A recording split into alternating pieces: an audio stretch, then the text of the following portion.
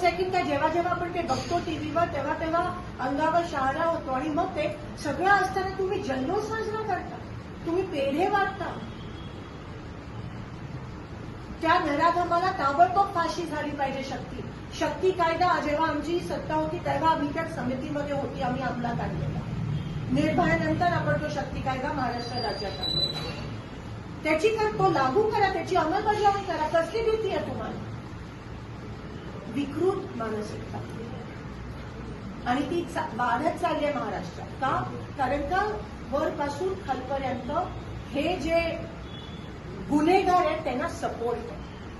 तुम्ही ठाण्याचं पण बघा, अनेक मी तुम्हाला सांगू शकतो. आणि मग करतात काहीतरी, खरात असतील, हे असेल. विकृत मानसिकतेला वाव मिळत आहे सत्ताधाऱ्यांना. आणि मग तुम्ही महिला आरक्षणाचा विषय घेता, आणि मग तुम्ही महिलांचं सशक्तीकरणाचा विषय घेता, आणि मग तुम्ही महिलांना संरक्षण देण्याचा जे आहे आता जे चालू आहे, तुम्ही त्याला जर सजा दिली तर कोणाची हिंमत होणार नाही. पॉक्सोचे अर्धे केसेस रिपोर्ट होत नाही, कारण का नातेवाईकांकडून केले जातात. हा सुटला तरी कसा मला सांगा? ह्याच्यावर 2 ते 3 केसेस आहेत पॉक्सोच्या.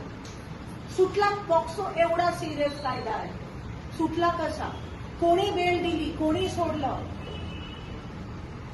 ही कारवाई, हे नेक्सस आहे.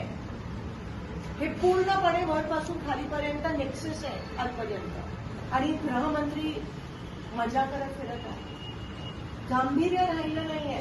रेप्स होत आहेत तर होऊ देत, लहान मुलींवर बलात्कार होत आहेत तर होऊ देत, लहान मुलींची चेचून हत्या होते तर होऊ देत.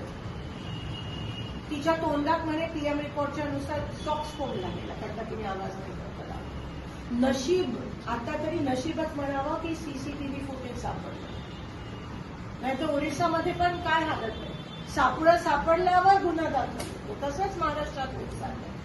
दुर्दैव, वाईट वाटतं एक महिला प्रतिनिधी म्हणून आम्हा सगळ्या की शासनच काय करायला तयार नाही, मुख्यमंत्री स्वतः काय करायला तयार नाही. म्हणून या गोष्टीचा निषेध करते.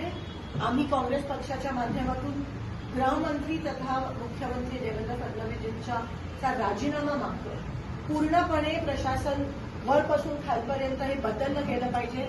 आज जर कोणाला जाणीव नसेल, तुम्ही संविधानाची शपथ घेऊन ह्याच्यात येता, पण आज तुम्हीच जर रेपिस्ट असेल, बलात्कारी असतील, वाळू माफिया असतील, गुन्हेगार असतील, जर तुम्ही त्यांना पाठीशी घालत असाल तर तुम्हाला ना प्रशासनात ना शासनात राहण्याचे काही अधिकार नाही.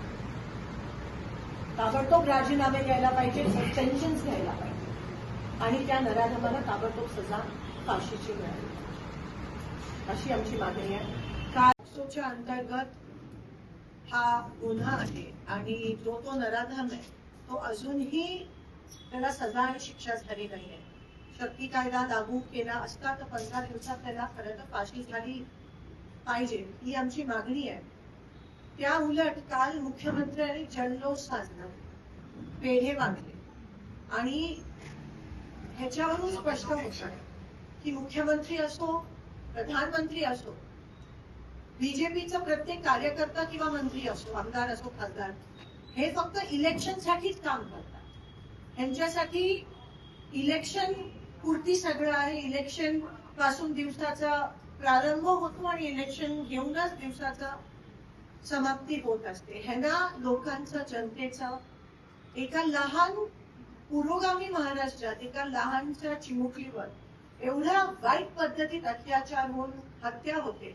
तुम्ही खरं तर त्याची आठवण ठेवून, त्याची जाणीव ठेवून जल्लोष साजरा नसता केला आणि म्हणाला असता की तिच्यासाठी आम्ही जल्लोष करत नाही, तर थोडं तरी तुम्हाला काही माणुसकी आहे असं आम्हाला वाटलं पाहिजे. पण त्या उलट तुम्ही पेढे वाटले, जल्लोष साजरा केला, जाहीर केलं. त्यानंतर तुम्ही उद्घाटनाचे कार्यक्रम घेतले. काही माणुसकीच राहिली नाही आहे ह्या महाराष्ट्राच्या मुख्यमंत्र्यांमध्ये असं मला कुठेतरी वाटतंय. लाईक करा, कमेंट करा आणि हो सबस्क्राईब करायला विसरू नका.